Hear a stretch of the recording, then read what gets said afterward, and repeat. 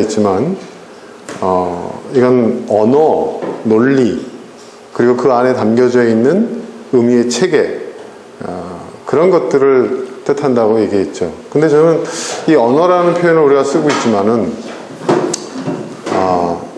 저는 이 말씀이라는 이 말이 굉장히 저는 한글이지만, 순수한 한글이지만 굉장히 중요한 의미를 갖고 있다고 생각합니다. 여러분, 이걸 구분해 놓고 한번 생각해 보세요. 말을 쓴다 라는 뜻이죠. 말을 쓴다라는 행위를 명사화해서 말씀이라고 하는 겁니다. 말을 쓴다. 굉장히 좋죠, 여러분.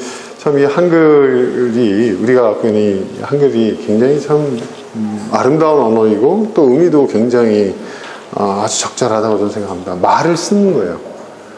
말을 쓰는 행위가 있었다는 거예요. 태초에 말을 썼다는 거예요. 그러니까 말을 쓰는 행위가 있었다는 얘기죠. 그죠? 그 말은 누가 썼냐? 하나님. 그러니까 여러분, 하나님은 왜 인격적인 분이시냐면, 하나님은 말을 쓰시는 분이에요. 그리고 말을 쓴다는 것은 혼잣말도 말은 쓰는 것이지만, 항상 대부분의 말은 뭐예요? 상대가 있는 거죠. 소통이 가능해요. 그리고 그것이 전해질 수가 있어요.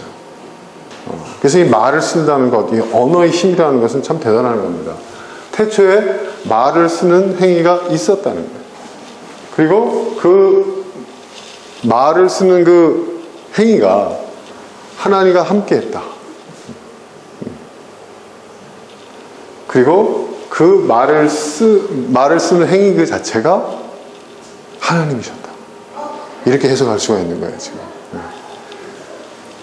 그리고 그 말씀은 그것으로 말미암아, 그 말씀, 말을 씀으로 말미암아 모든 것이 창조됐다는 거예요. 창조는 뭐예요? 성경에 보면 말씀으로 창조하셨다고 했죠. 말을 사용하심으로써, 언어로서 모든 것을 창조하셨다는 거예요.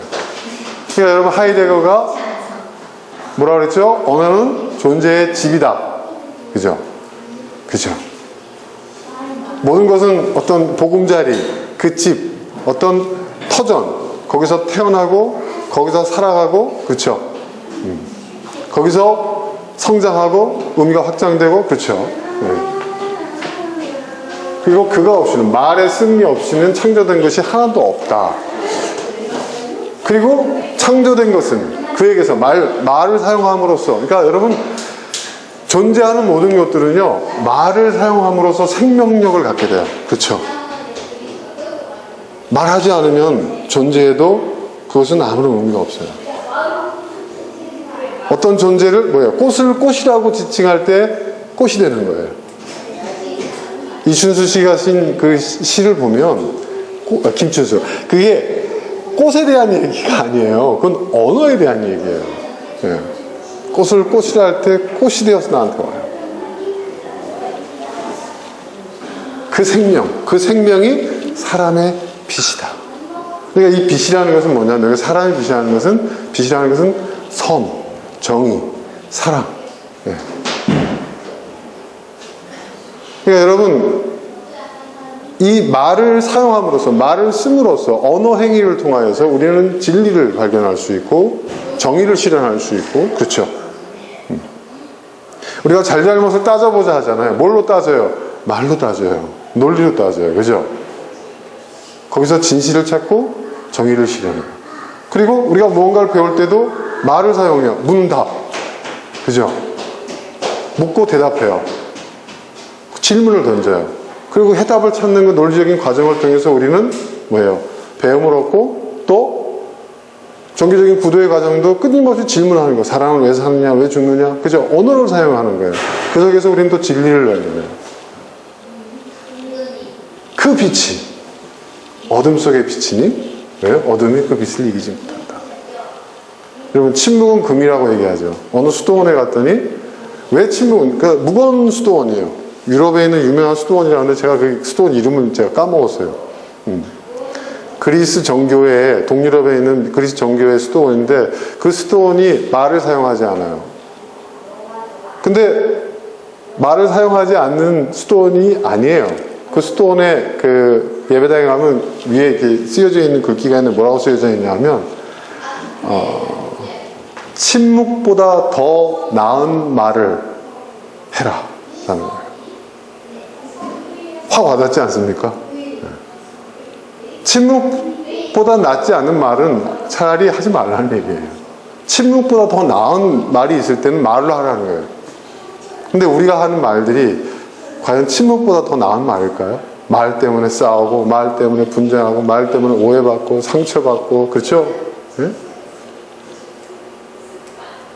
침묵보다 못한 거죠. 그러니까 우리의 언어는 침묵보다 더 나은 것이 되어야 돼요. 자, 그러면 지난 시간에 이어서 오늘 이 시간 또 언어에 대한 이야기를 하는데, 잠깐 제가 여러분 오늘 조금 진도를 나가기 전에 지난주에 했던 것들을 복습을 하고 좀 넘어가도록 하겠습니다. 중요한 것들을 복습하고 넘어가겠습니다. 여러분, 언어는 존재의 집이라고 그랬고 그 의미에 대해서 말씀을 드렸어요. 그런데 우리가 오늘은 좀 한 걸음 더 나아가려고 하는데, 그래서 지난주에 했던 걸 좀 다시 한번 정리하기 필요해요. 여러분, 존재는 언어의 집이라고 했을 때 존재의 형태가 있다고 그랬죠. 존재의 형태. 존재의 형태가 어떤 것들이 있다고 그랬죠? 현실태. 현실태. 그 다음에 잠재태. 그 다음에 가능태. 그 다음에 실질태. 그 다음에 심층태. 이게 지금 우리가 알고 있는 이게 뭐냐면 다 따로 있는 게 아니에요. 같은 존재예요. 그것에 그 존재가 갖고 있는 5가지의 형태예요. 이게 복합되어 있다는 거예요. 현실태는 뭐예요? 윤선주는 목사다. 이거는 뭐예요? 현재태예요. 잠재태. 윤선주는 좋은 목사가 될 수도 있다. 그러니까 좋은 목사가 될 수 있는 자질이 있다. 잠재되어 있다. 가능태. 그런데 그 사람은 성격이 욱한다. 그 욱하는 성격 때문에 그 사람은 좋은 목사가 안 될 수도 있다. 가능태. 그렇죠? 실질태는 뭐예요? 뭐예요? 실질태. 네? 그런데 그 사람은 목사인데 목사답지 못하다. 실질태. 이건 뭐 실질태라는 건 뭐예요? 현실태와 약간 이율배반적인 것들. 실질적으로 그 사람이 목사이긴 한데 좀 모자라. 그게 실질태. 심층태는 뭐예요? 그 내면 속에 깊숙이 있는 거. 의식과 무의식의 영역. 그 자신도 잘 모를 수도 있어요. 그러니까 여러분 심리의 영역, 정신의학적인 영역이라고 얘기할 수 있는 것들이죠. 근데 그 사람이 심층태, 그 사람이 훌륭한 목사가 되고자 하는 그 마음 속에는 사실은, 뭔가 이렇게, 자기 이름을 널리 알리려고 하는, 그리고 사람들한테 영향을 끼치려고 하고 있는 그 종교성, 그러니까 권력력이 종교성과, 이렇게 섞여서 그게 밑에 깔려 있어요. 이게 심층태예요. 이 모든 것이 뭐예요? 존재가 갖고 있는 5가지 형태. 한 존재 안에 일어나는 거예요. 제가 저를 예를 들어서 말씀드린 거죠. 이게 있는 거예요. 근데 우리가 여기서 무엇을 보느냐, 우리의 관점이 중요하다고 그랬죠. 근데 한 가지만 봐서는 안 된다고 그랬죠.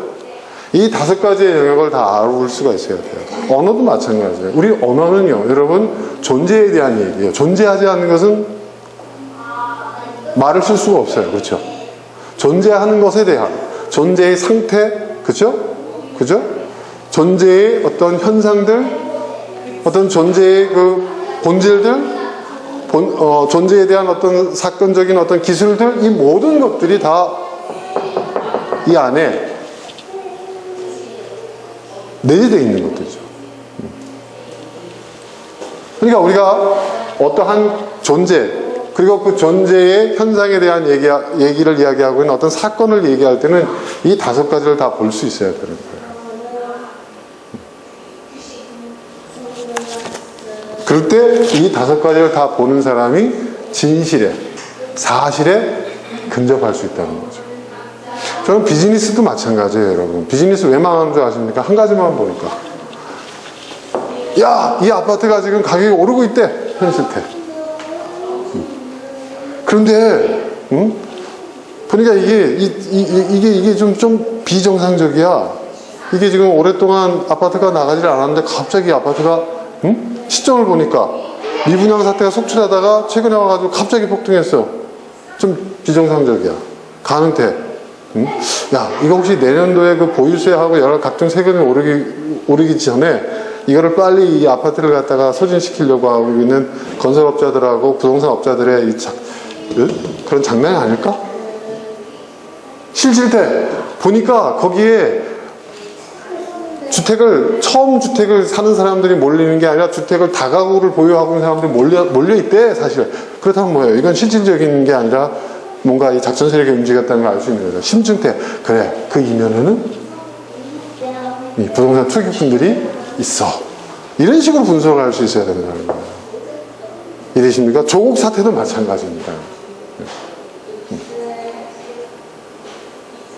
그렇죠. 자, 현실태. 지금 여러분, 얼마 전에 TV에 유시민 작가 토론하는 거 보니까 지금 얘기되고 있는 것들은 다 가능태에 대한 이야기, 이 가능태와 실질태가 버무려져 가지고 이랬다더라 저랬다더라 썰이지, 실질적으로 조국 장관에 대해서 밝혀진 게 있냐? 없다, 이거예요. 없어요. 기소도 안 됐어, 지금. 그죠? 정유심 부인도 마찬가지잖아요. 그 정도면 당장 구속시켜야 되는 건데, 지금 그 사람이 아프고 어쩌고 그래서가 아니에요, 지금. 사실은 뭐냐면, 기소할 만한 건덕지가 없어요, 지금. 그렇잖아요, 검찰이. 지금, 2달 동안, 2달이 뭡니까? 70일 동안, 여러분, 검사가 400명이 투입이 됐어요. 박근혜 때 여러분 검사가 투입된 검사가 20몇 명이었어요. 수사관들에도 10수명이었다고. 전부 해봐가지고 한 70명, 80명 특별검사 본부가 만들어졌는데 지금 400명이 넘는 검사가 투입이 됐어요. 70일 동안. 그리고 80여 군데를 갖다 압수수색을 했어요. 근데 나온 게 없어요, 지금. 기소가 안 돼요, 지금. 그러니까 뭐예요? 이 중에서 한두 건만 인정하면은 거기서 합의 보자. 이런 식으로 시간 끌고 있단 말이에요. 또 언론들은 어떻습니까? 그냥 온갖 썰을 늘어놓고 여기에는 이유가 있는 거예요. 현실태, 조국 장관, 야당과 그러니까 검찰 개혁에 반대하는 사람들이 반대하고 있는 게 현실태예요. 잠재태는 뭐예요? 그 이면에 그 특권, 그 권력을 휘둘러온 무소불위에 우리나라의 마지막 남은 서역 가운데 하나의 검찰 권력. 네? 가능태. 자, 거기에 이제 선이 맞닿아 있는 모든 세력들, 언론부터 시작해서 정치 권력들 그것들이 다 지금 묶여져 있어요. 실질태. 그리고 심층태. 그 이면에는 뭐예요? 우리나라의 검찰이라는 적폐 세력들의 또 그리고 거기에 네트워크되어 있는 사람들의 마지막 저항이라. 그러니까 여러분 이거를 단순히 어떤 학문의 영역, 과학의 영역 이런 쪽으로 생각하시면 안 돼요. 이게 지금 사실은 굉장히 중요한 거예요. 이거를 분석할 수 있고 이걸 구별해낼 수 있고 이걸 판단할 수 있는 능력이 있는 사람과 없는 사람은요. 또 우리가 그렇지 않습니까, 여러분? 우리가 감정에 좌우되면서는 안 된다. 이런 얘기를 하잖아요. 왜 그런 얘기를 하냐면 우리가 감정에 치우칠 때 실수를 많이 해요. 후회할 일들을 많이 해요. 실제로 그렇습니다. 근데 그걸 막아줄 수 있는 게 뭐냐면 언어의 힘이거든요.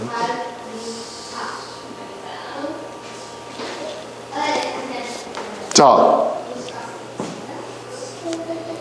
그래서 제가 얘기를 했잖아요.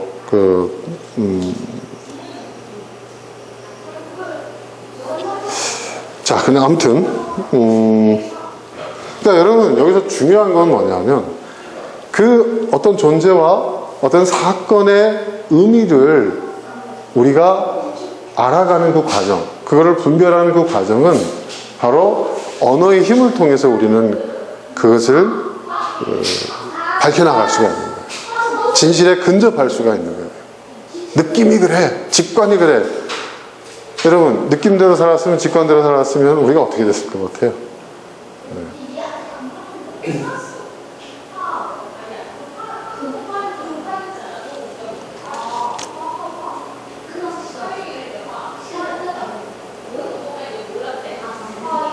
자, 그리고 제가 재미있는 얘기를 하나 했어요. 우리가 이제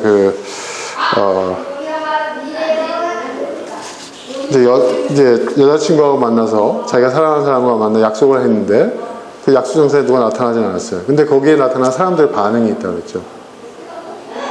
그러니까 우리가 이게 뭐냐면 우리가 언어를 일상생활 속에서 우리가 언어를 어떻게 활용하고 있는지에 대한 하나의 예라고 했어요. 첫 번째, 아주 객관적인 언어들이 있어요. 내가 예를 들어서 신촌 카페에서 여자친구를 기다렸지만 그녀는 끝내 나타나지 않았다. 이게 그냥 단순한 객관적 기록이라고 했죠. 아무런 판단도 없고, 그죠? 근데 여기에는 진실이 억압돼 있어요. 진실이 은폐돼 있어요. 그렇죠? 여러분, 기록이 진실이 아니에요. 네. 그거는 진실을 억압하고 은폐돼 있어요. 그 안에 숨겨져 있는, 그걸 캐낼 수 있어야 돼요. 자, 똑같은 사건인데 어떤 사람은 그렇게 얘기를 해요. 근데 또 다른 사람은 이렇게 얘기해요. 나 오늘 차였어. 같은 사건인데 비속화하는 거죠. 차였어. 여자가 세상에 걔밖에 없나? 더 좋은 여자 만나면 돼. 세 번째는 뭐예요? 과장과 비약, 감상적 나르시즘 있죠. 아, 그녀가 나에게 이룰 수 있나? 이로써 나의 순수한 사랑은 참다운 이별을 고했다. 그리고 나의 청춘도 내 인생에서 멀어져 갔다. 뭐 이런 식으로. 근데 과연 이 세 가지가 우리가 일반적으로 많이 사용하고 있는 이 세 가지의 어떤 우리 언어의 사용이 얼마나 진실에 가깝게 다가갔을까요? 저는 그렇게 생각하지 않습니다. 그건 진실을 비껴나가는 표현들입니다. 그렇죠?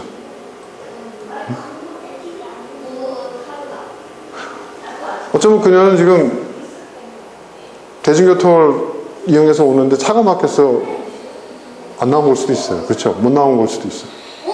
또는 집에 무슨 일이 일어났을 수도 있어요. 세 번째는 그녀가 아직 확신이 생기질 않아가지고 좀 더 생각할 시간을 좀 갖자. 그럴 수도 있는 거예요. 그죠? 다양한 가능성이 있어요. 그러니까 그 약속 장소에 나와 있지 않지만 나머지 잠재 때, 가난 때, 쉴 때, 심층 때 다양한 일들이 있을 수가 있는 거예요. 근데 이런 것들을 싹 무시해버리고 나 차였어. 또는 그녀가 나에게 이룰 수 있어? 우린 이런 식으로 간다는 거죠. 이게 우리의 삶, 그러니까 누가 우리의 삶을 왜곡시키는 거예요, 여러분? 우리 스스로가 우리가 사용한 언어로서 우리의 삶을 비속화시키거나 왜곡되거나 과장되게 한다는 거죠. 그러니까 우리가 쓰는 언어가 우리의 삶의 방식을, 우리의 삶의 내용을, 나의 존재를 규정하는 거예요. 이게 얼마나 무서운 일입니까? 그러니까 여러분, 우리가 변하려면요, 우리의 언어가 바뀌어야 돼요. 우리의 삶이 변하려면 언어가 바뀌어야 돼요. 세상이 바뀌려면 언어를 바꿔야 돼요.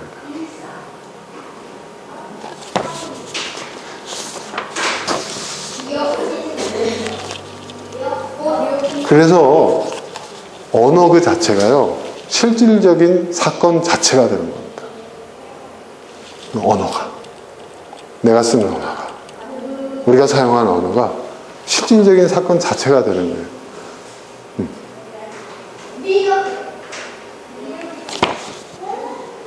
그러니까 같은 경험을 했는데도 불구하고, 같은 사건인데도 불구하고, 어떤 언어를 사용하느냐에 따라서 그 의미는 하늘과 땅만큼 달라지는 거예요.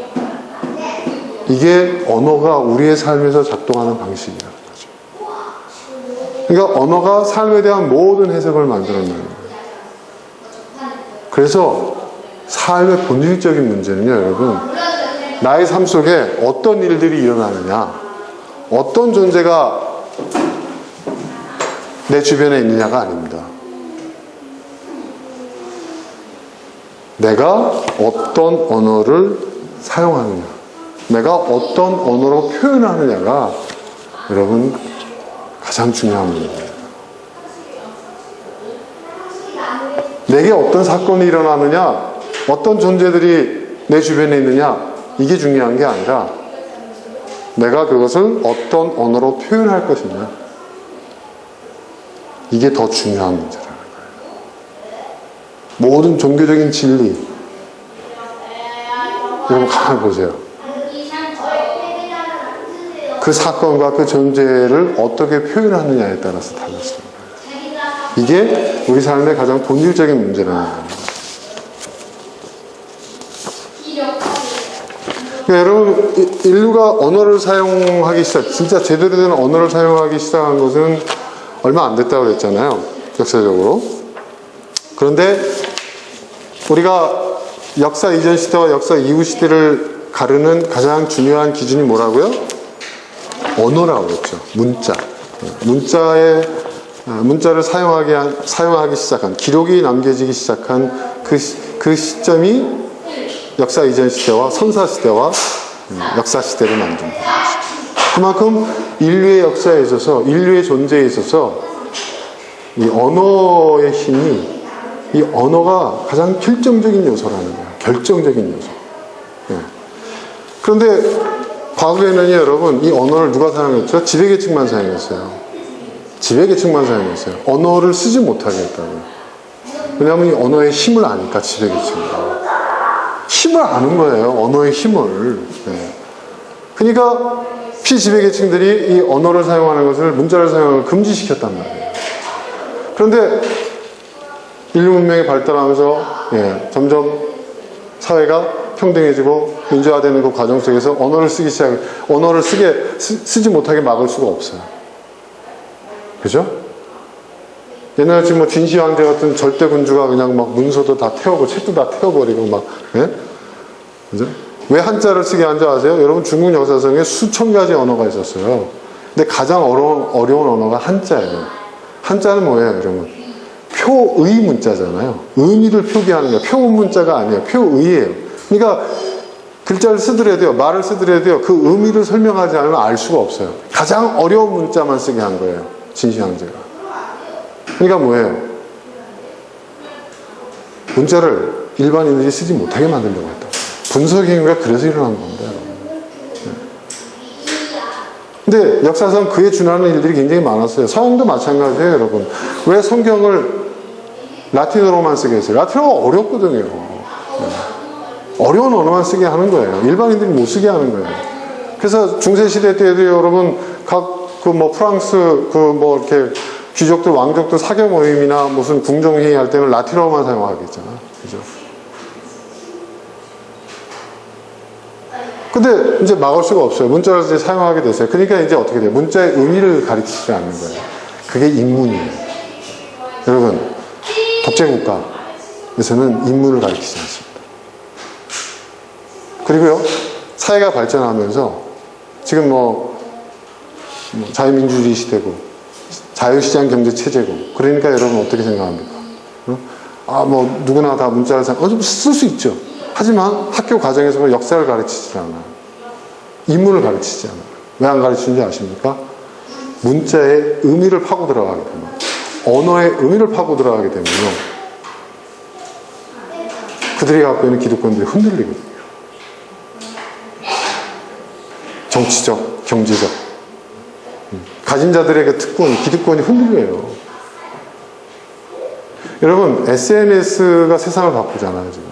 인터넷이 세상을 바꿨잖아요. 부의 지도를 바꾸고, 그죠?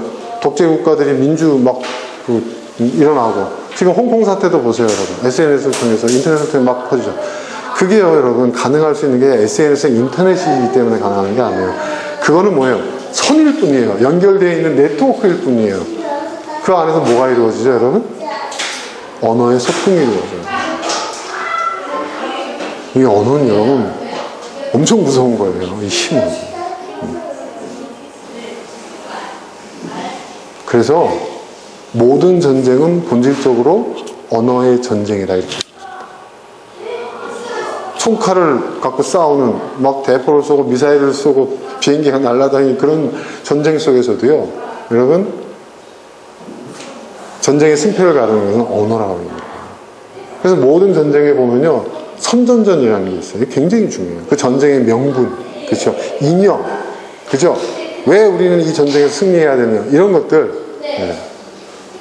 굉장히 중요한 것입니다.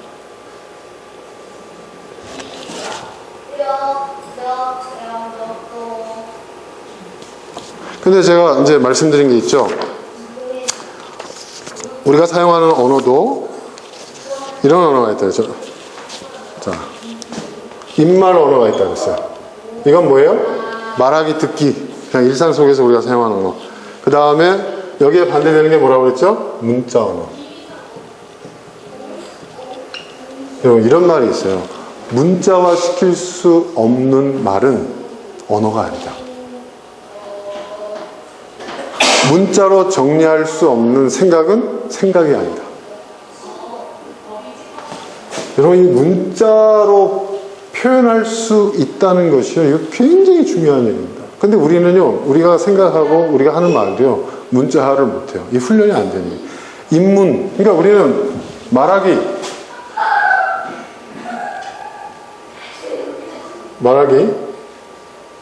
듣기, 여기에 너무 치우쳐져 있는 거예요. 쓰기가 굉장히 중요하다는 거예요. 아까 얘기했죠. 말씀이라고 했잖아요. 이 쓰기라는 건 기록하는 것도 있지만 언어를 어떻게 사용하느냐. 쓰기, 도구 쓰기처럼 말을 쓰기. 이게 문자 언어거든요. 여기와 여기는요, 여러분, 하늘과 땅만큼 큰 차이가 있습니다. 우리는 다 입말 수준에 있는, 입말 언어에 머물러 있어요.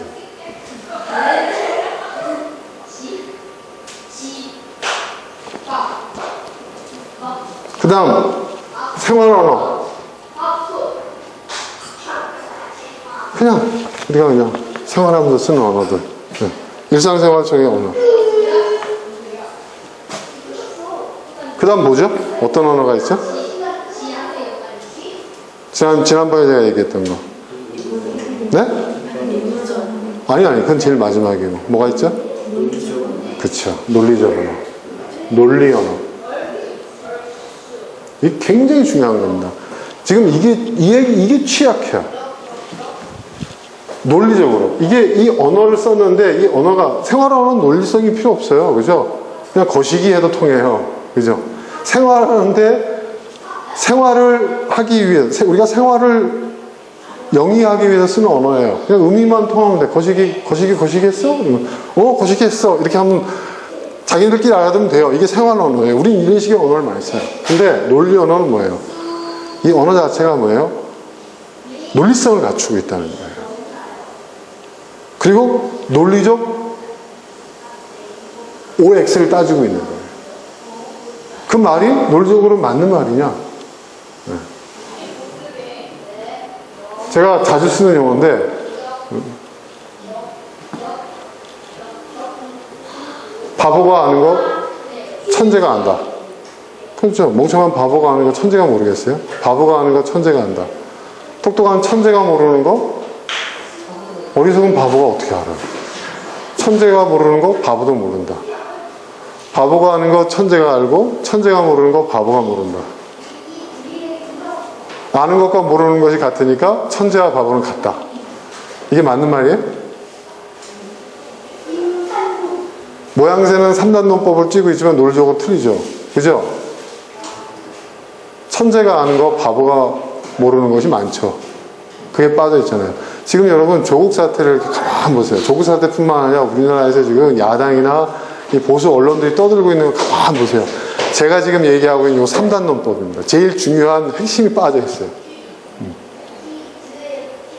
그러니까 생각 없는 사람들은요, 그냥 거기 그래 이래 버린단 말이에요. 정서적인 동의. 뭔가 지금 잘못되고, 나라가 잘못되고 있고, 자신들이 지금 배워왔던 산업화 시대 때의 가치관이 완전히 무너져 있는데, 이게 불안하거든요. 퇴물이 돼가는 거, 그냥 나라가 잘못돼가고 있는 거 같거든요. 근데 자기들이 듣고 싶은 얘기만 해주는 데가 있어요. 그럼, 옳다 하고 그냥 물러가는 거예요. 태국이 그래서 들고 다니는 거예요, 여러분. 물론, 들고 다니면 용돈 벌이도 되니까 그렇긴 하지만. 그러니까 여러분, 공부 많이 했어. 제가 지금 공부 많이 했네, 그러잖아요, 지금. 그러니까 여러분, 이 논리라는 것이 굉장히 중요한 거예요. 논리를 갖추지 않은 언어는요, 사실은 언어가 아니에요. 이게 굉장히 중요한 얘기입니다. 여러분, 박근혜 씨가 유체 이탈화법을 하시잖아요. 유체 이탈화법이라는 것은 뭐예요? 자기 얘기인데 남의 얘기 하듯이 하는 거예요. 응? 특히 그 사람 말을 가만 들어보면요, 주어가 빠져 있어요. 주어가 없는 문장은 문장이 아니에요. 논리가 아니에요. 네. 주체가 없잖아요. 그죠? 네. 그러니까 그가 하는 말, 그가 하는 연설, 그가 갖고 있는 그 생각을 발로 하는 거예요. 그 생각은 뭐예요? 논리적으로 심각한 오류를 갖고 있는 생각.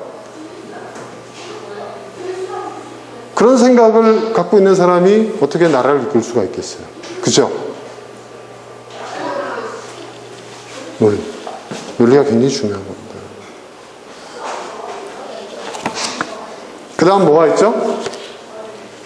그냥 자동화된 표현. 그냥 우리가 그냥 일상적으로 툭툭 튀어나오는 거 있잖아요. 그죠? 툭툭 튀어나오는 표현 있잖아요. 차였어. 아까 그런 표현도 그런 거죠. 뭐예요? 일반 언어라는 거지, 일반 언어. 그 다음에, 그러니까 우리가 사용하는 이 모든 것도 일반 언어예요. 이 모든 것들이. 그러면 이걸 다 합치면 뭐가 되죠? 여기 뭐가 나온다고요? 인문 언어.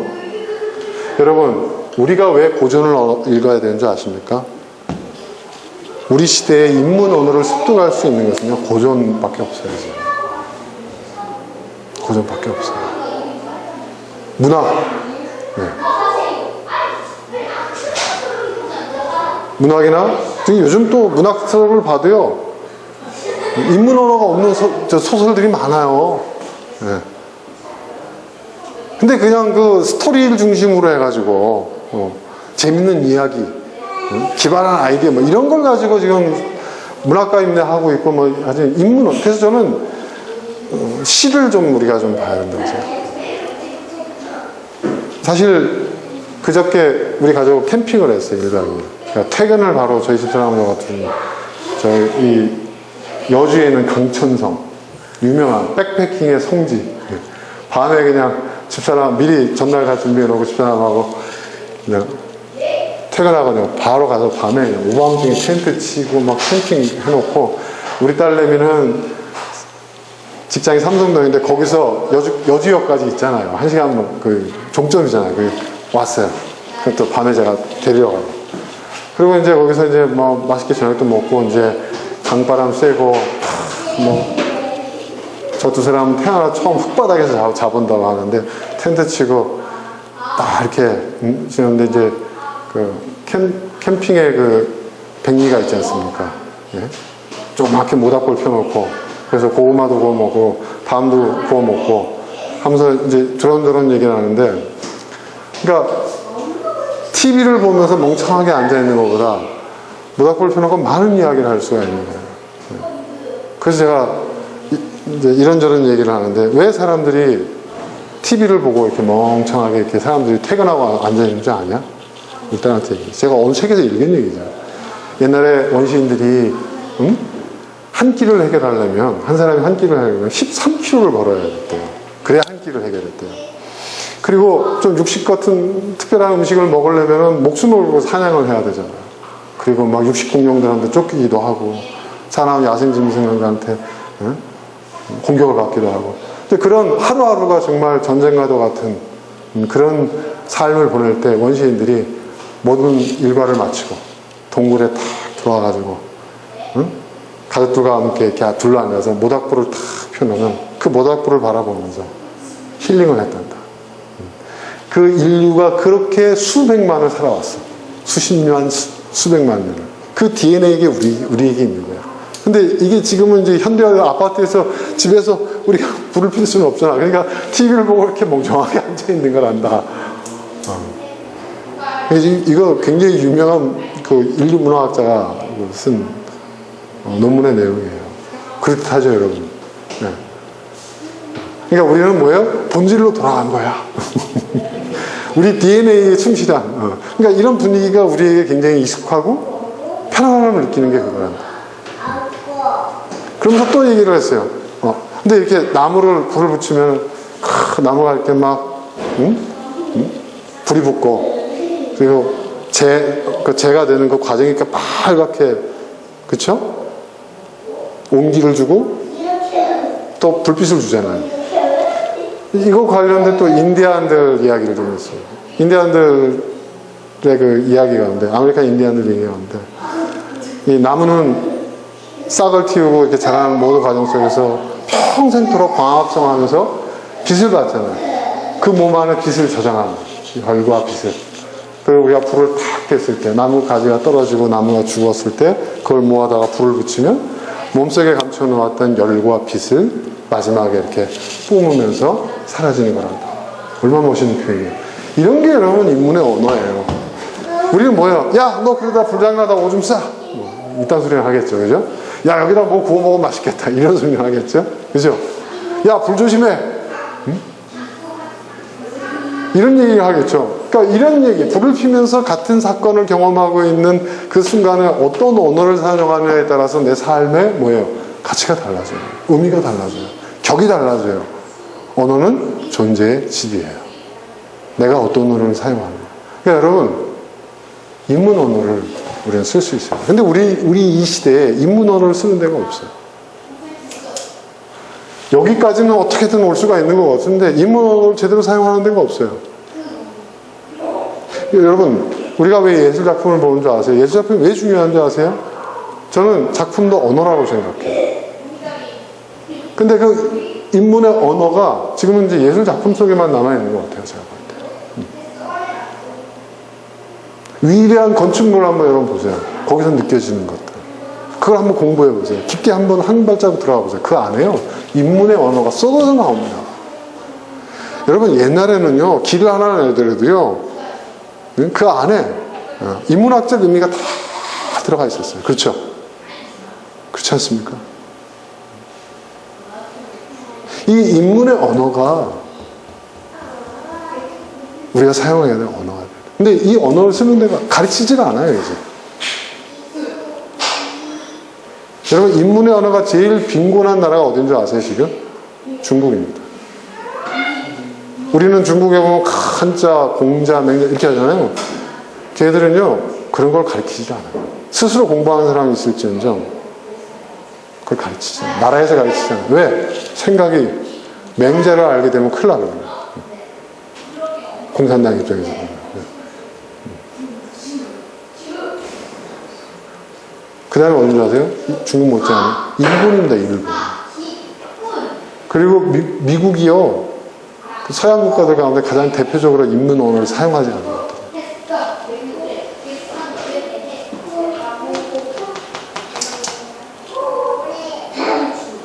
그러니까 질이 낮잖아요. 이런 얘기하기 좀 그렇지만 수준이 낮잖아요, 이쪽에서. 지금 우리 대한민국 사회도요, 우리가 쓰는 언어들을 보세요, 여러분. 헬조선이 안 될 것 같아요? 우리가 사용하는 그 언어의 결과물들이에요, 다. 언어가 바뀌어야 돼요. 한 개인의 일생이 바뀌려면 개인의 언어가 바뀌어야 돼요. 가정이 바뀌면 가정에서 쓰는 언어가 바뀌어야 돼요. 사회가 바뀌면 사회가 쓰는 언어가 바뀌어야 돼요. 언어가 바뀌지 않으면 안 되는 겁니다. 그래서 인문교육이라는 것이요, 굉장히 중요해요. 왜? 인문을 가르쳐 놓으면 사람들이 어떻게 돼요? 인문의 언어를 쓰거든요. 인문 언어를 쓰거든요. 여러분, 우리가 학교 가서 배우는 지식, 입시 공부, 응? 그 내용들 보세요. 그거 아무리 한다고 해서 이 인문 언어 능력이 키워지는 게 아니에요.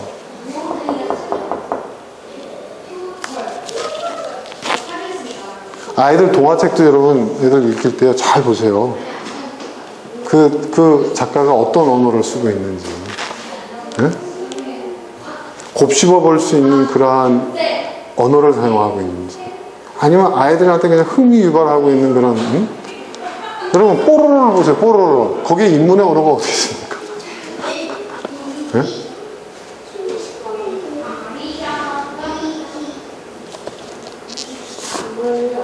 근데 디즈니는요, 참 상업적인 영화고 그렇지만, 보세요, 여러분. 왜 디즈니에 사람들이 열광하는지 아세요?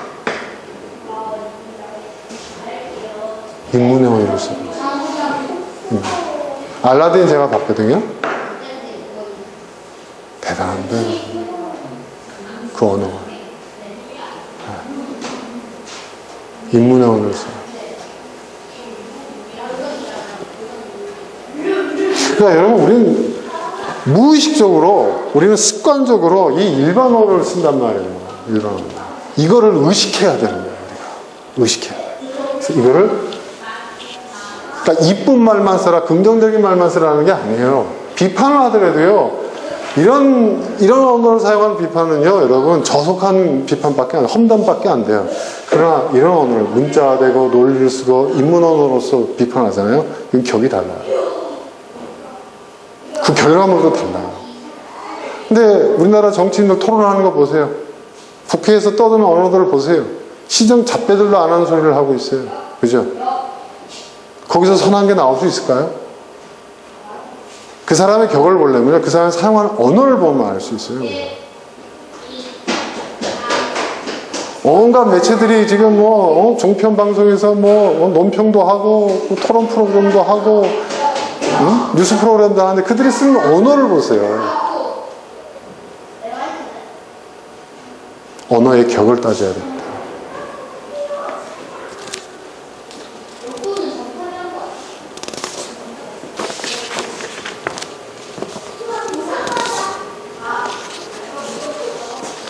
그러니까 문학작품 속에서 극명하게 대비되는 하나의 예를 들어서 제가 무진기행이라고 그래가지고 버스 안에서 승객들이 하는 대화인데 그 주인공은 뒷자리에 앉아있고 앞에 있는 사람들이 공무원인 듯한 보이는 그런 사람들이 하는 얘기 보면 이 무진이라는 동네는 말이에요.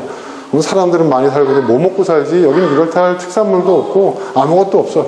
뭐 이런 얘기를 하고 있는데 거기 주인공은 뒤에서 나는 무진의 특산물을 안다. 굳이 특산물을 얘기하자면은 무진의 특산물은 안개다. 그래서 그 안개에 대한 서로 쫙 풀고 바람에 대한 이야기를 쫙 풀고 그죠? 그게 뭐예요? 같은 공간 안에 있지만 같은 장소를 향해서 갖고 있지만 그 버스 승객 안에서조차도 사용하는 언어가 다른 거예요. 그들은 전혀 다른 존재인 거예요. 전혀 다른 삶을 살고 있는 거예요. 우리도 똑같죠. 우리 어디 가면은 우리도 뭐 여기에 뭐가 특산물이야? 어디가 맛집이야? 어디서 영화 찍었어? 드라마 어디 촬영했어?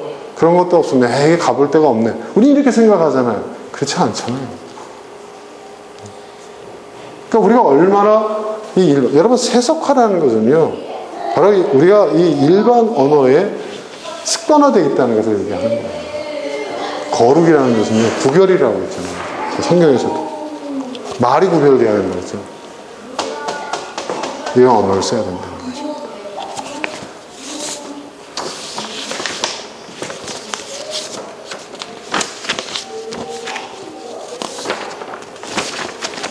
그래서 제가 지난 시간에 이제 정리하고 마지막 복습.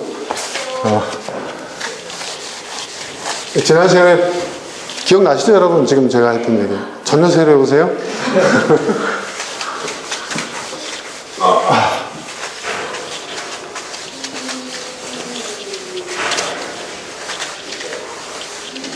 여러분, 이 언어는요, 힘을 갖고 있어요. 힘을 갖고 있어요. 힘을 갖고 있는데, 내가 어떤 언어를 사용하잖아요? 우리가 이 언어의 힘이라는 것은 아까 얘기한 대로 여기 있는 언어들이에요. 문자 언어, 논리 언어, 그 다음에 인문 언어. 이걸 사용하잖아요? 사람들이 끌려옵니다. 좀 놀랍습니다. 그리고 거기에 열광합니다. 세계적인 문학작품들, 명시들, 연설문들, 명문장들 보세요. 일반 언어로 되어 있는 게 하나도 없습니다. 그죠? 문자의 언어고 논리의 언어고 인문의 언어입니다. 근데 이것도 일상생활에 쓰잖아요. 달라집니다.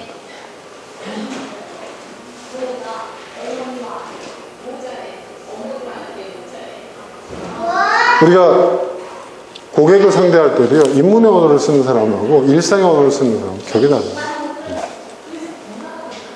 빨리빨리 들어와서 밥 처먹고 나가.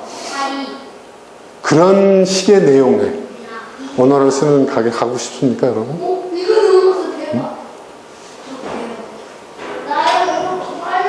사람들과의 관계에서도 마찬가지죠. 이제는 나의 언어가 바뀌어집니다. 그래서 제가 정리를 했죠. 사건, 의미, 내 탄생, 과정. 우리는 경험합니다. 뭔가를 경험, 존재를 경험하고 사건을 경험하고 상황을 경험하고 하여튼 우리는 경험합니다. 그리고 여기서 우리는 초점을 맞춥니다. 어디에 초점을 둘 것이냐. 관심이죠. 관점. 이거는 한 가지에만 맞추지 말고 다양할 수 좋다고 했죠. 아까 얘기했던 존재의 5가지 형태, 거기에 전부에 다 관점을 갖춰야 됩니다. 그 다음에 이 중에서 이걸 다 다룰 수 없으니까 여기서 중요한 것들을 추출해서 우리는 뭐예요? 여기서 문제화. 여기서 우리는 무엇을 문제로 볼 것이냐. 문제의 설정 방식. 5가지 형태. 전체를 바라보고 이 중에서 우리는 무엇을 문제로 볼 것이냐. 그리고 이거를 어떻게 언어화할 것이냐. 어떻게 언어로 표현할 것이냐. 이렇게 됐을 때 이것이 뭐가 돼요? 실제가 되는 거예요. 실제. 이게 의미가 되는 거예요. 그러니까 여러분, 우리가 어떤 경험을 하든지 간에 그 경험의 단편적인 것들만, 표피적인 것들만 보지 마시고 아까 말씀드린 사건과 존재의 5가지 형태를 잘 살펴보시고 쭉 살펴보시고 거기서 우리는 무엇을 문제화할 것이냐, 무엇을 의제로 삼을 것이냐, 어디에 초점을 최종적으로 내가 무엇을 선택할 것이냐, 그리고 그거를 어떻게 인문의 언어로 표현할 것이냐. 인문의 언어로 표현하게 되면 이것이 실제가 된다는 거예요. 그러면 최초의 경험과 이것이 전혀 다른 것이 될 수 있어요. 완전히 바뀌어지는 거예요. 혁신이 일어나고 혁명이 일어나고 변화가 일어나고. 이게 우리의 삶에 있어서도 그대로 적용되는 겁니다.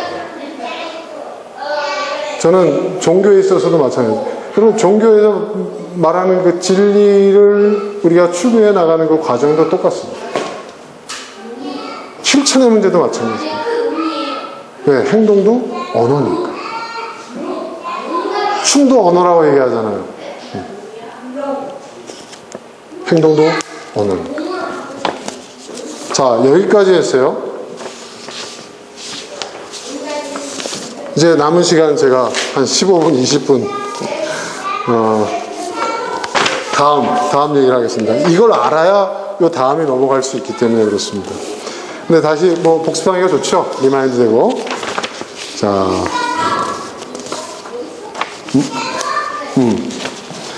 자, 여러분 이제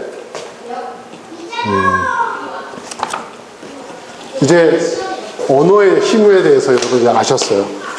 언어가 얼마나 중요한 것인지 아셨어요. 우리의 변해야 될 것은 결국 우리의 언어라는 것을 이제 알게 되었어요. 여러분, 언어가 바뀌면 생각이 바뀌는 거예요. 마음이 바뀌는 겁니다. 잘 안 나서 빨간색으로 써야 되겠다. 네. 여러분, 프란스 카프카가 이런 말을 했어요. 그 이름을 정확히 불러야 그 삶이 우리에게 온다. 그것이 삶이라는 마술의 본질이다. 그 이름을 정확히 불러야, 언어의 힘이죠. 언어예요, 언어. 그 이름을 정확히 불러야, 그 정확성이에요, 여기서 중요한 건. 정확히 불러야 그것이 우리에게로 온다는 거예요. 그것이 삶이라는 마술의 본질이에요. 여러분, 이건 제가 만든 말인데, 제가 나름대로 공부하면서 터득한 건데, 여러분한테 공짜로 줄게요. 여러분, 일상의 언어는, 우리가 아까 얘기한 일상의 언어는요, 잘 보세요. 일상의 언어는요, 고유성을 죽여요. 그죠? 일상의 언어를 쓰면 어떻게 돼요? 고유성이 죽어요. 그렇죠? 그 특별함이, 그것만이 갖고 있는 고유성이 죽어요. 왜? 일상화되어 버렸으니까. 일상의 언어를 사용. 그리고 고유성이 죽으면,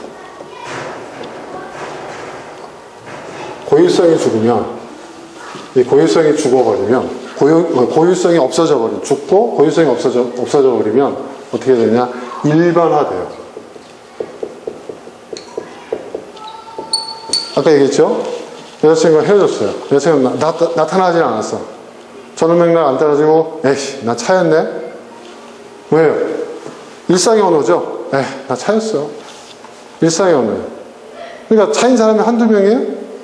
그리고 그 사건이 그 만남과 그 어떤 그 관계성 속에서 쌓여져 있는 여러 가지 그 얘기들이 다 사라져버리고 남녀 관계에서 차인 사건, 고유해가지고 일상의 언어가 돼가지고 그 특별함의 고유성이 없어져 버리니까 어떻게 돼요? 일반화돼 버려요. 그래, 여자가 너 혼자뿐이야? 더 좋은 여자 만나면 되지 뭐. 어떻게 돼요? 일반화돼 버려요. 통속화돼 버리죠. 그 일반화돼 버리면 어떤 문제가 생기느냐? 이렇게 하니까 더 헷갈리시겠네. 일상의 언어를 사용하면 고유성이 사라져버리고, 고유성이 사라져버리면 모든 것이 일반화돼 버립니다. 그리고 일반화돼 버리면 개별성이 상실됩니다. 그죠? 일반화됐으니까 개별성이 없죠. 그죠? 그리고 개별성이 상실되면 어떻게 되죠? 개별성이 없어져 버리면 여러분 뭐가 없어져요? 자유가 없어져요. 그죠? 자유가 없어져요. 개별성이 사라졌는데, 자유는 개별성인데 자유가 사라집니다. 그리고 자유가 사라지게 되면 뭐가 사라지죠? 존재 그 자체가 사라집니다. 나라는 존재는 없는 거예요. 그죠? 그러니까 여러분, 일상의 언어를 사용하는 결과는 뭐냐? 존재의 상실이에요. 그러니까 일상의 언어에 매몰되어서 일상의 언어에 묻혀서 일상의 언어를 사용하면서 살아가는 나는 나를 잃어버리게 돼 있어요.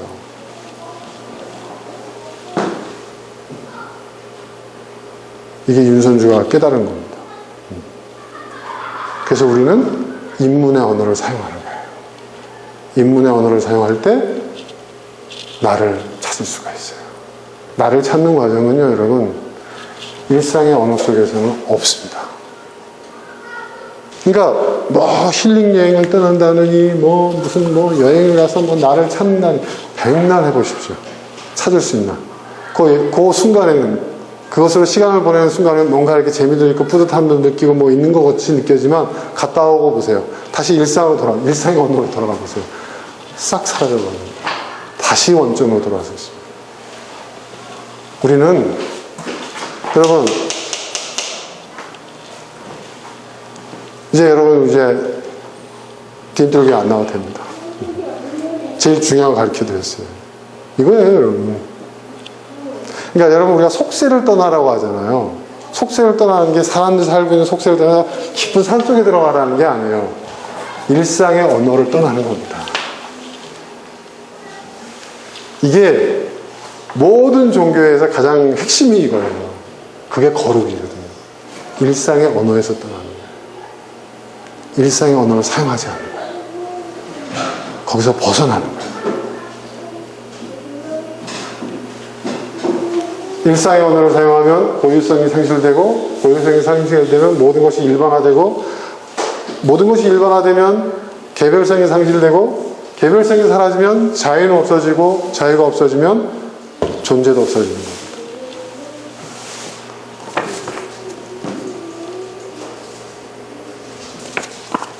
그래서 여러분,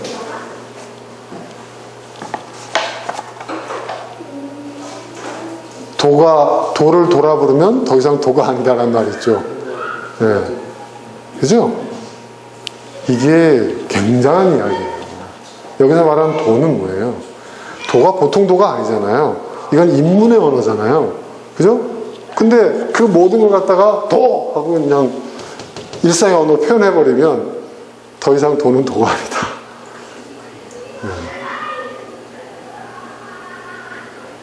하나님을 하나님이라고 얘기를 하면 더 이상 하나님이 아니에요.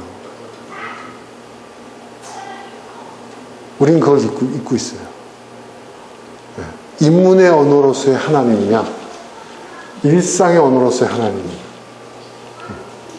우리는 하나님을 일상의 언어로 부르고 있어요. 그럼 하나님은 하나님입니까?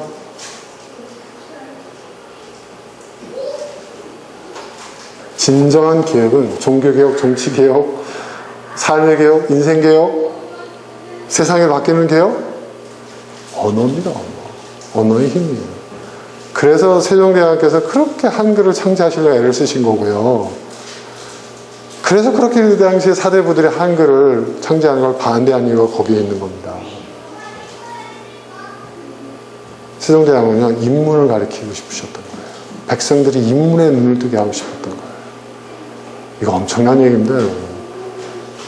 세종대왕이 대왕인 이유가 거기에 있는 거예요. 저는 이 한민족 5천년 역사에서 광개토, 태왕, 뭐 이런 사람, 땅덩이 넓힌 사람, 이런 사람보다 더 위대한, 예수신 장군도 위대한 분이지만, 여러분, 저는 단연코 세종대왕이야말로 가장 위대한 지도자라고 생각합니다.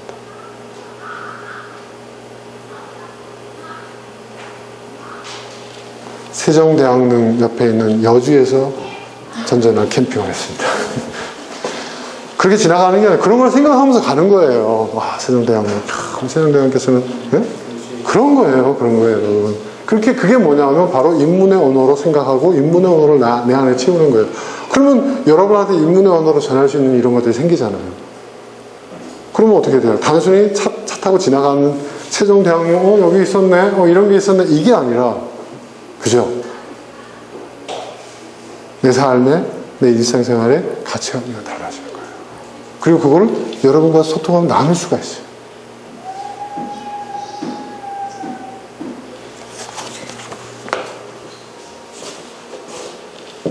그러니까 여러분, 정확하게 부른다는 것은 여기서 얘기하는 프란스 카프카가 얘기한 그 이름을 정확히 불러야 그것이 우리에게로 온다. 그것이 삶이라는 마술의 본질이 나있을 때 그 이름을 정확하게 부른다는 것은 일상의 언어로 부르는 게 아니라는 거죠.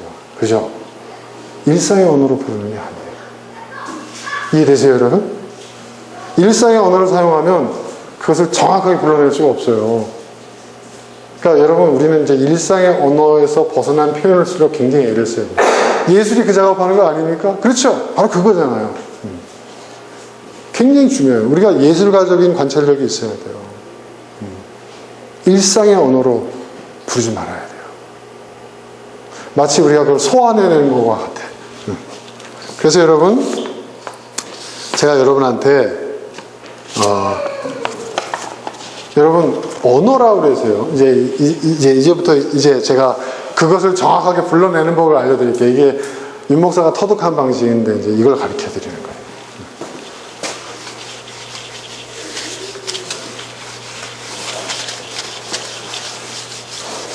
자, 어떤 게 있냐? 자, 여러분 보세요. 어떤 대상이 있어요. 이 대상은 어떤 존재일 수도 있고 사건일 수도 있고 어떤 상황일 수도 있고 아무튼 대상이 있어요. 그리고 언어가 있어요. 그런데 이 언어는요, 그 대상 그 자체는 아니에요. 그죠? 그죠? 그런데 우리는 어떤 노력을 해야 되냐면 인문학의 어떤 인문의 언어의 중요한 얘기는 뭐냐면 이 대상과 언어의 간격을 좁히는 거예요. 좁혀나가는 거예요. 아시겠습니까? 자, 우리가 돌멩이 합니다. 돌멩이가 있어요. 전 세계 돌멩이가 엄청 많죠. 근데 여러분 보세요. 존재 입장에서 보면 똑같은 돌멩이는 전 세계 하나도 없어요. 그렇죠? 그렇단 말이에요. 돌멩이는 제각각 개별적인 존재예요. 고유한 돌멩이에요. 무늬도 있고 모양도 달라요. 근데 우리는 돌멩이 하면 끝나요. 돌멩이로. 일상언어로 불러버려요. 그거로 끝나는 거예요. 하지만 우리가 뭐예요? 검은색인데 점점이 흰 점이 박혀져 있고 반달 모양의 돌이네, 돌멩이네 하면 어떻게 돼요, 여러분? 굉장히 가깝게 지칭한 거예요. 무슨 말인지 알죠? 대상의 존재에 다가서는 거예요, 내가. 그런 언어를 써야 된다는 거예요. 감이 오십니까? 응?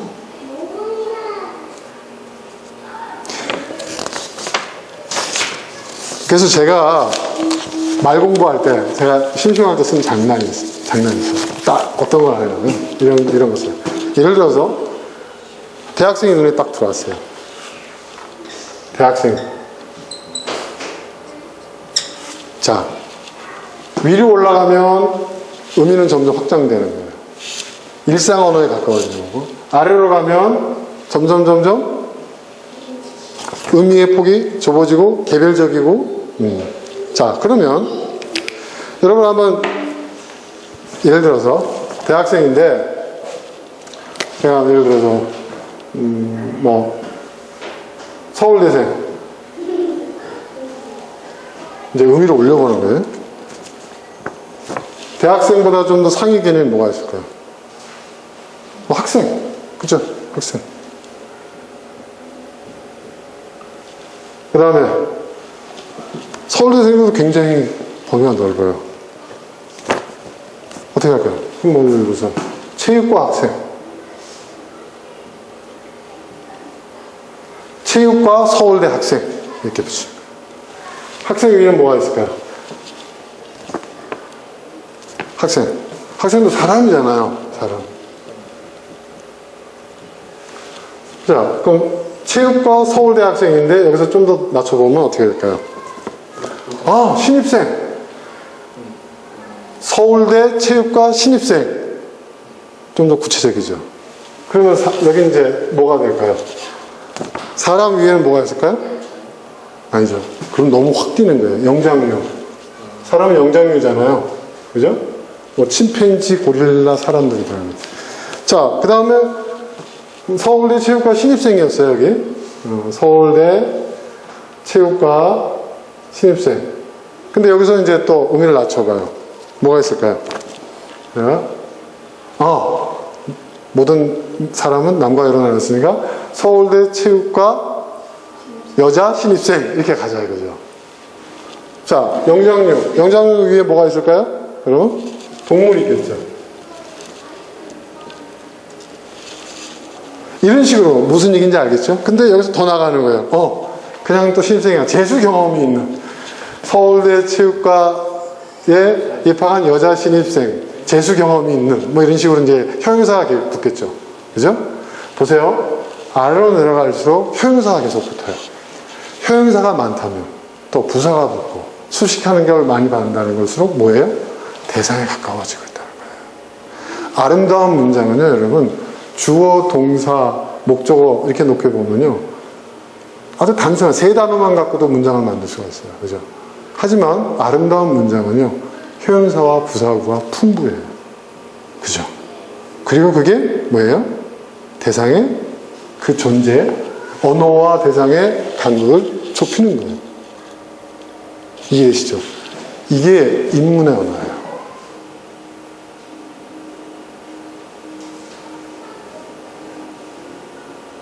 근데 이리로 올라가면 어떻게 돼요?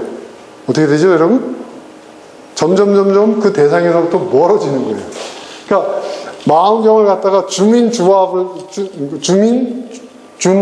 막 하는 거예요. 이해되시죠, 여러분? 근데 우리의 언어들이 다 어디에 있을까? 한국에는요, 모든 것을 포괄할 수 있는 단어가 있어요. 거시기. 그렇죠? 다 들어가. 그만큼 우리는 뭐예요? 여러분, 인문의 언어로부터 멀어져 있는 거예요. 아까 잠깐 얘기했지만 학생에서 우리가 사람, 뭐 이렇게 올라가는데 이 간극이 여러분 멀어지잖아요. 멀어지면 이게 왜곡과 과장이 되는 거예요. 이해되시죠? 여기서 너무 벌어지면 어떻게 돼요? 왜곡과 과장이 되는 거예요. 여기서 또 벌어지면 어떻게 되는지 아세요? 그때는 비약이 되는 거예요. 비약. 네. 이해되시죠? 그러니까 저는 가끔씩 어떤 대상이 딱 떠오르면 이걸 가지고 머릿속에 그려봐요. 의미를, 그러니까 이 사용하는 말을 이렇게 올려보고 내려보고 해보는 거예요. 그리고 이걸 간격을 좁혀보려고 계속 노력을 해요. 자, 이런 훈련을 갖다가 처음에 이렇게 낱말 무슨 게임처럼 내 스스로 차 운전하면서 간판에 그러면 그거 갖고 생각을 하고 하는 거예요. 네. 자, 이런 훈련을 하다 보면 어떤 일들이 벌어지냐면 사람과 말을 할 때도요, 달라져요. 점점 구체적이고 심도 있는 얘기를 합니다. 자, 부부싸움 할 때도 마찬가지입니다. 우린 그래요. 당신은 항상 그래. 맨날 그래. 내 이럴 줄 알았어.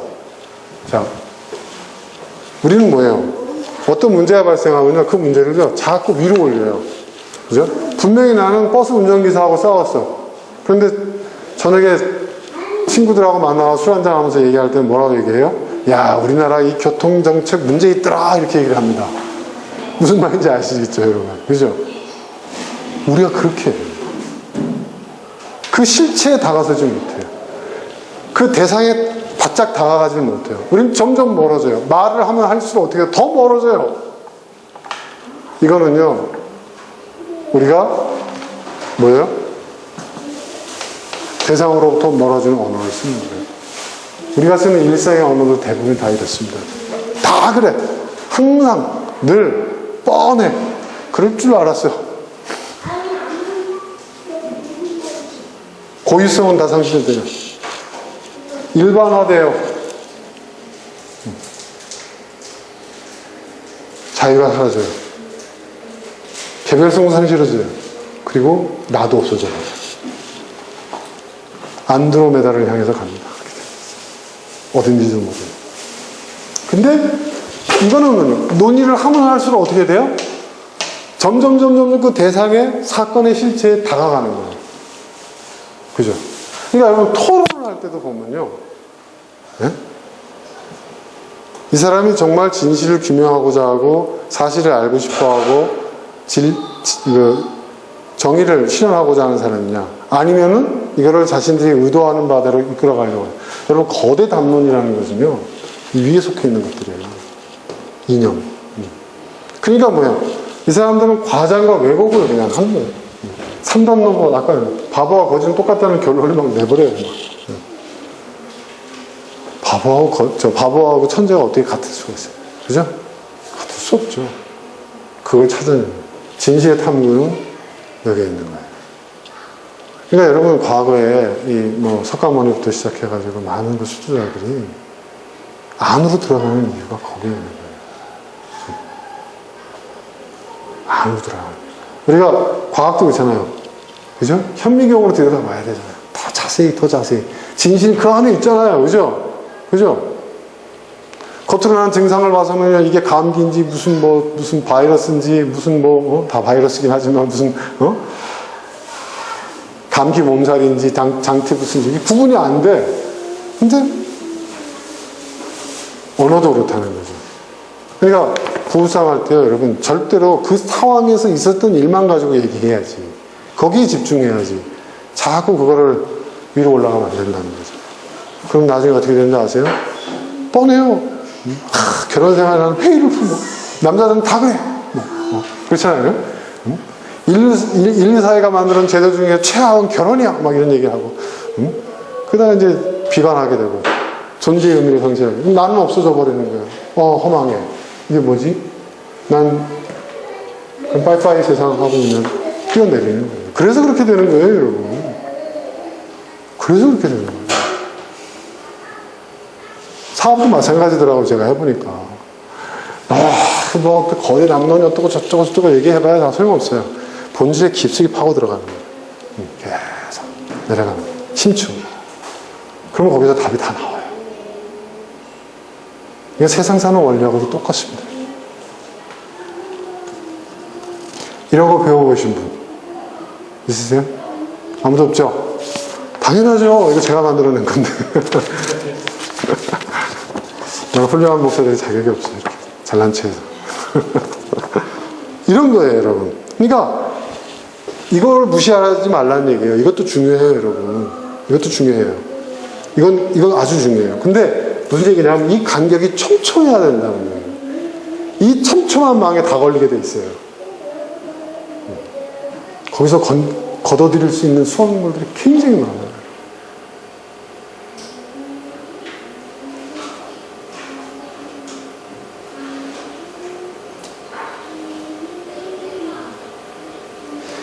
이것이 이 의미의 망이 촘촘할 때 나는 인문의 언어의 세계에 들어오게 되는 거고, 그리고 나는 이 대상과 존재, 사건, 상황, 이 대상과 나는 어떻게 돼요?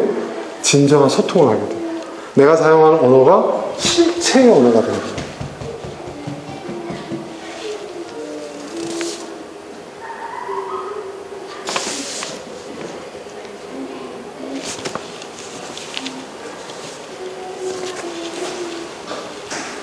자, 우리 딸이 가정해 봅시다. 아빠, 남자들은 너무 이기적이야. 우리 딸이 이렇게 얘기했다. 왜 넌 그렇게 생각했냐?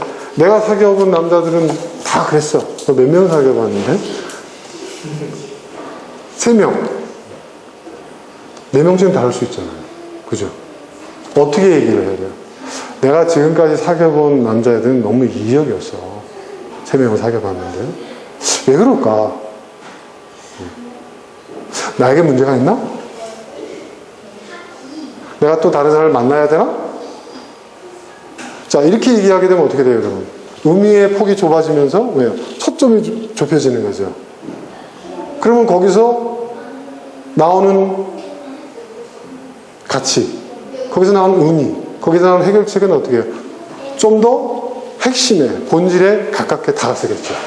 이렇게 얘기를 해야 된다는 거예요. 알아서 경험이? 굉장히 중요한 얘기입니다. 근데 우리는 뭐예요? 붕붕 떠요. 막 그냥 얘기가. 응? 결국은 남자는 다 그래요. 응? 응.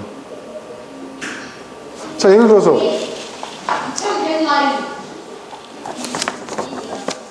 뭐 이런 얘기는 해도 끝도 안 나니까. 그러니까 여러분, 이제 제가 말씀드리고 싶은 것은 그거예요. 지금 제가 여러분한테 말씀드린 이 언어로 생각하게 해요. 이게 언어로 생각하게. 네. 그리고 여러분이 어떤 생각이 딱 떠오르면 그거를 여러분 마음속으로 또는 혼잣말로 좋아요. 그거를 완벽한 문장으로 표현하려고 노력을 해보세요. 일단. 그리고 그 문장을 제가 얘기한 대로 내가 경험하고 내가 생각하고 있는 그 대상에 가장 가깝게 어떻게 표현할 수 있을까? 서툴러도 좋아. 누구한테 보여주려고 하는 게 아니에요. 그런 생각들을 하세요. 그리고 그러다 보면요, 뜻밖에도 여러분이 대단한 발견들을 할 수가 있어요. 아까 제가 얘기했던 것처럼 일상의 언어를 쓰면, 그죠? 네. 어떻게 되는지 쭉 얘기했잖아요. 그게 다 이 과정 속에서 깨달은 거예요. 지금은 제가 하나의 어떤 대학생 이렇게 얘기했지만은 어떤 내가 갖고 있는 문제의식을 하나의 문장을 표현하고 거기에 대해서 이게 오르내리면서 제가 그거를 생각할 깊이를 더할 수가 있어요.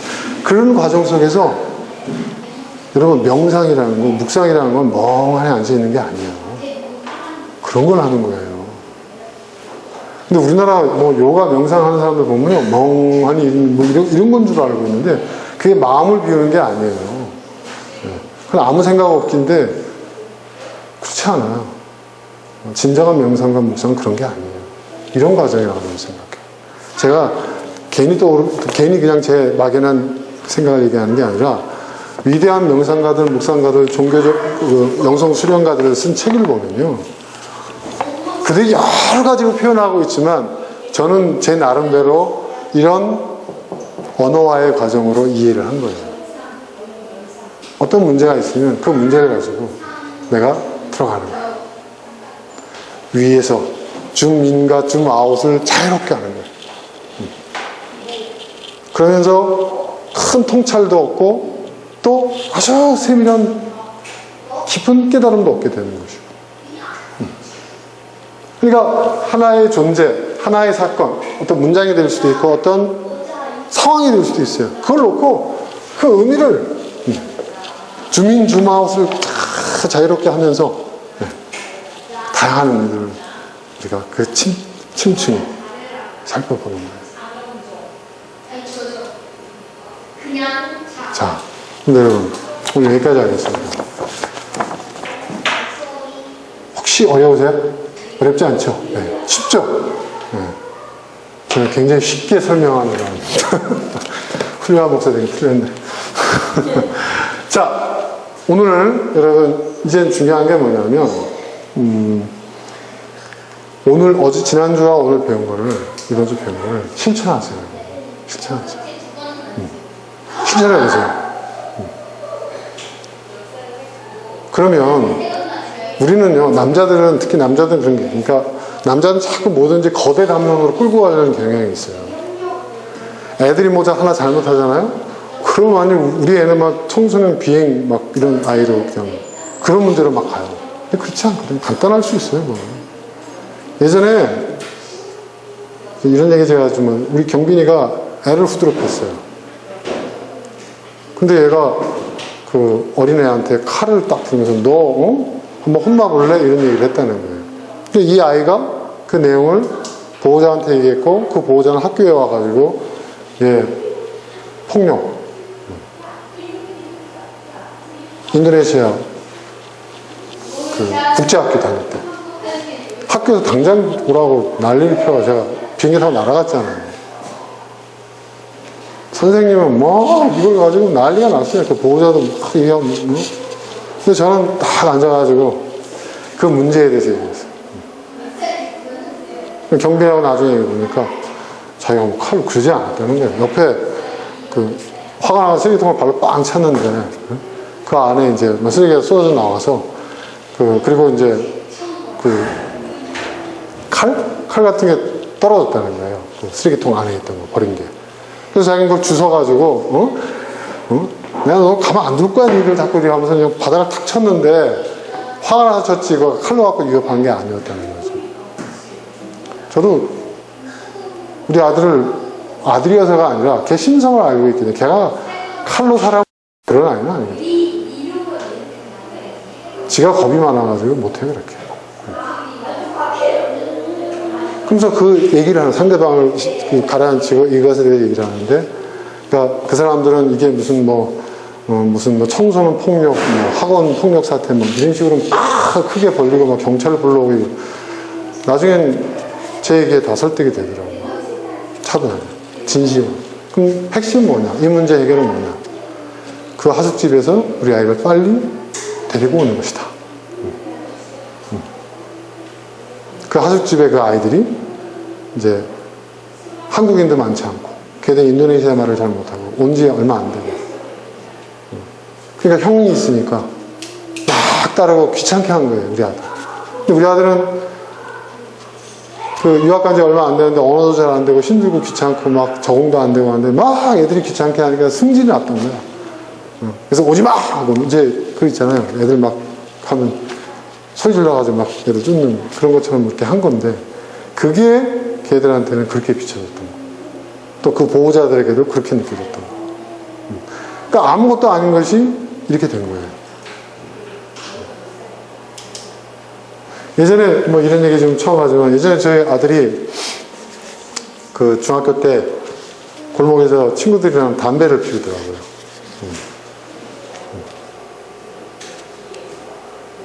딱 눈이 마주쳤어요. 아들하고. 네. 지금 엄마도 처음 하는 얘기예요. 오래전 얘기예요, 지금. 네. 십수년 된 얘기죠. 딱 마주쳤어요. 그랬더니 얘가 어쩔 줄 몰라 하는 거야. 그래서 그냥 지나갔어요. 그 다음부터 얘가 뭐 집에 가서 숨소리도 안 내고 살더라고요. 근데 저는 지금까지 아무 말도 안 했어요. 네, 지금까지. 그리고 평상시하고 똑같이 돼 있어요. 우리 아들 담배 안 피워요. 피우다가 끊었는지 모르겠어요. 그럴 수 있잖아요. 청소년기에 호기심에 그게 어떤 기성세대에 대한 반항의 표시일 수도 있고, 그죠? 아니 그런 거 좀 귀엽게 봐주면 안 돼? 응? 그럴 수도 있다. 응. 나도 네 시절에 그런 경험이 있다. 응? 그게 그렇게 큰 문제인가? 자, 우리 아들이 성적표를 갖고 이제 안 보여주는데 야단쳐가지고 성적표를 한번 봤어요. 어릴 때. 심각해. 내가 보면. 이건 저 보통 심각한 문제야. 엄마는 난리 났어. 심지어 어디서는 뭐 얘를 기술학교 보내라는 소리까지 나왔어. 지도 가겠대. 공부해. 그래서 야, 괜찮아. 네가 하다가 안 되면 할 수 없는 거지 뭐. 근데 내가 볼 때는 별로 열심히 하지 않은 것 같아. 공부에 관심이 없니? 그런 얘기도 있어요. 제가 얘기했죠? 우리 아들. 야, 너 대학 안 가도 돼. 대학 내가 너 용돈하고 생활비, 학비 다 내가 너 줄 테니까 세계 일주를 가라, 차라리. 제가 그랬어요. 네. 우리 아들이 뭐랬는지 아세요? 아버지, 저 왜 포기하시는 거세요? 그다음부터 열심히 하더라고요. 그리고 유학 갔어요, 지금. 원하는 학과. 그러니까 여러분, 우리가 어떤 언어를 사용하느냐, 어떤 언어로 우리가 이걸 바라보느냐, 그리고 무엇을, 어디에 문제에 초점을 둘 것이냐, 어떤 언어로. 이게 굉장히 중요해요.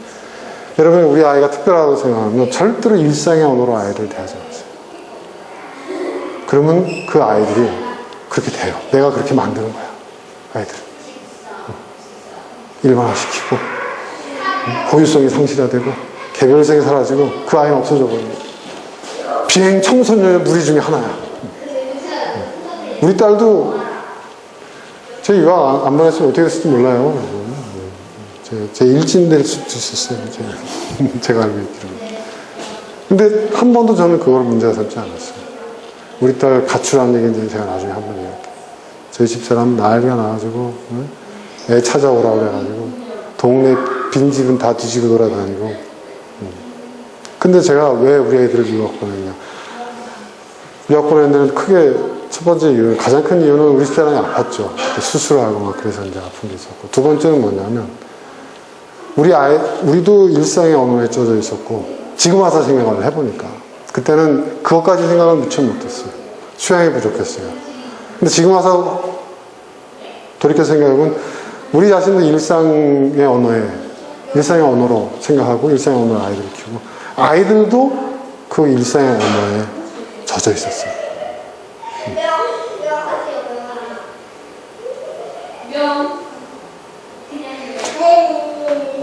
그래서 보내기를 잘했던 것 같아요. 결과론적으로. 뭐 보낸다고 다 되는 건 아니겠지만. 무슨 말인지 여러분 이해되시죠?